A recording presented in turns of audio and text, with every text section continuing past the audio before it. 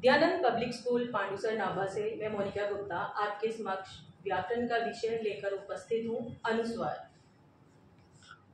सबसे पहले हम अनुस्वार की परिभाषा के बारे में जानेंगे।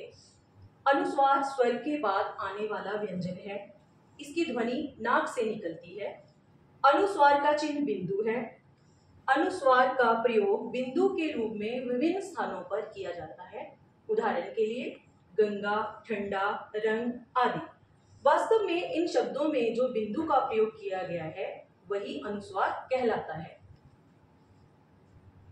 पंचमाक्षर के स्थान पर ही अनुस्वार का प्रयोग किया जाता है, जैसे कि चंचल, गंदा, ठंडा।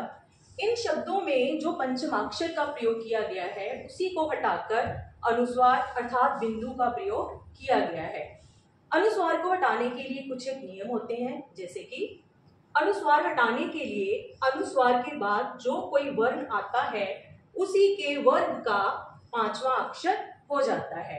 अर्थात अगर हम अनुस्वार को हटाना चाहें तो अनुस्वार के बाद जो वर्ण आता है वह वर्ण जिस वर्ग का है उसी वर्ग का पांचवा अक्षर उसके स्थान पर प्रयोग किया जाता है। जैसे कि गंदा शब्द में अगर हम अनुस्वार को हटाना चाहें तो उसके स्थान पर द जिस वर्ग का वर्ण है उसी वर्ग का पांचवा अक्षर अर्थात न प्रयोग कर दिया गया है। अनुस्वार के प्रयोग के अन्य नियम इस प्रकार हैं। एक ही पंचम अक्षर यदि शब्द में दो बार प्रयुक्त हो तो अनुस्वार का प्रयोग नहीं किया जाता। जैसे कि अम्मा, अन्न। इन शब्दों में म और न वर्ण जो हैं वो दो बार आने के कारण इनको नहीं हटाया जा सकता, अर्थात इनके स्थान पर अनुस्वार का प्रयोग हम नहीं कर सकते।